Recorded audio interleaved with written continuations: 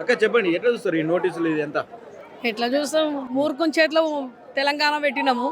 తెలంగాణ తెచ్చుకున్న యోధుడు అంటారు కదా, అపర చాణక్యుడు.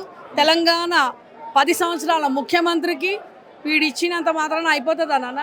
అసలు ఫోన్ ట్రాపింగ్ అంటే దానికి మీనింగ్ తెలుసా?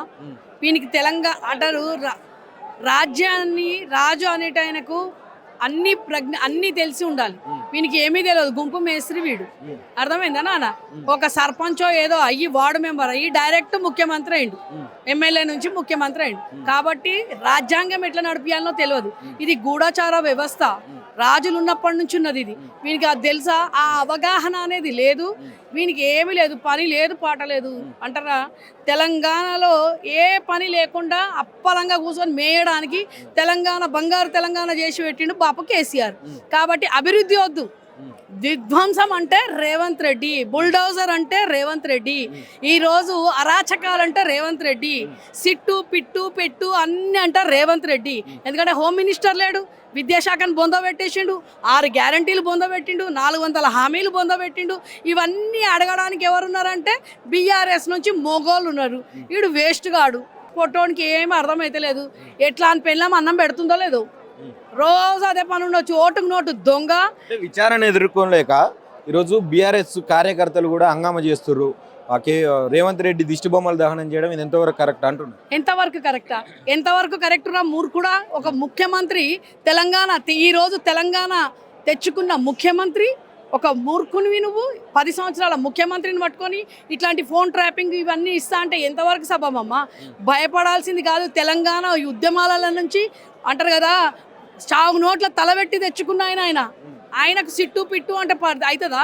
అసలు ఏం మాట్లాడుతున్నాడు? వానికి ఏమీ తెలియదు. అవగాహన లేకుండా ఈరోజు ముఖ్యమంత్రి పదవి ఇచ్చిండు చూడు, అట్లాంటి మూర్ఖునికి. కాబట్టే ఈరోజు దావూస్కు పోయిండు. ఎందుకు పోయిండు? అంగూటా చాపాడు, అంగూటా చాప్ కాబట్టే దావూస్కు పోయిండు. మెస్సీతోనే అయిపోయింది, మెస్సీతో ఫుట్బాల్ అయిపోయింది, సుందరిమన్లతో ఆట ఆడిపోయిండు. సిగ్గు శరం ఏమన్నా ఉందా? సుందరిమన్లు పోయి ఆడపోయి కంప్లైంట్ ఇచ్చిండ్రు. తెలంగాణ ఇజ్జత్ తీసేసిండు రేవంత్ రెడ్డి. ఈరోజు క్రైమ్ పెరిగిపోయింది, మానభంగాలు అవుతున్నాయి, మర్డర్లు అవుతున్నాయి, గుళ్ళు కొడుతున్నారు. ఇవన్నీ ఏం పట్టించుకోడు. తులం బంగారం పోయింది, కళ్యాణ లక్ష్మిలో తులం బంగారం ఇస్తాడు, ఇస్తుండా? మహాలక్ష్మి పథకం 2500 ఇస్తుండా? 2000 నుంచి 400 ఇవన్నీ అడుగుతున్నాం. కాబట్టి డైవర్షన్ పొలిటిక్స్ చేస్తున్నాడు రేవంత్ రెడ్డి.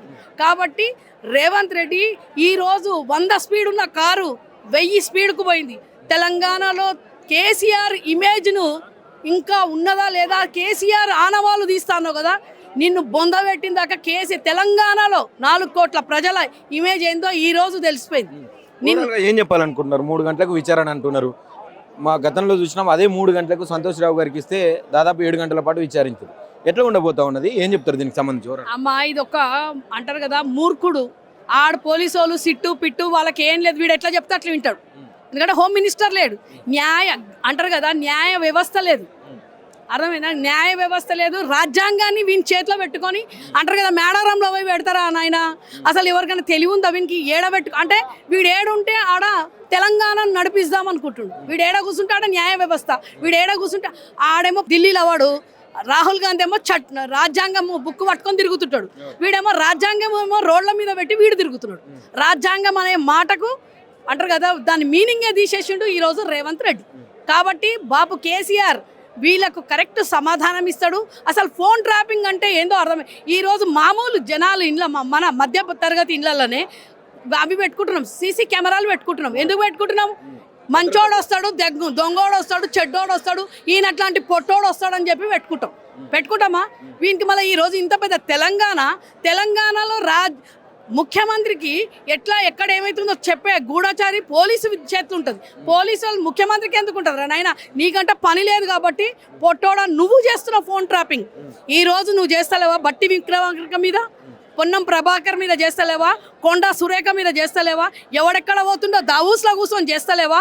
బీఆర్ఎస్ వాళ్ళ కార్యకర్తలది కూడా ఫోన్ ట్రాపింగ్ చేస్తుండే మూర్ఖుడు వీడు చేస్తుంటే మమ్మల్ని అనడం ఏంది నాయన? ఇలా ఏమీ లేదు, గుండు సున్నా.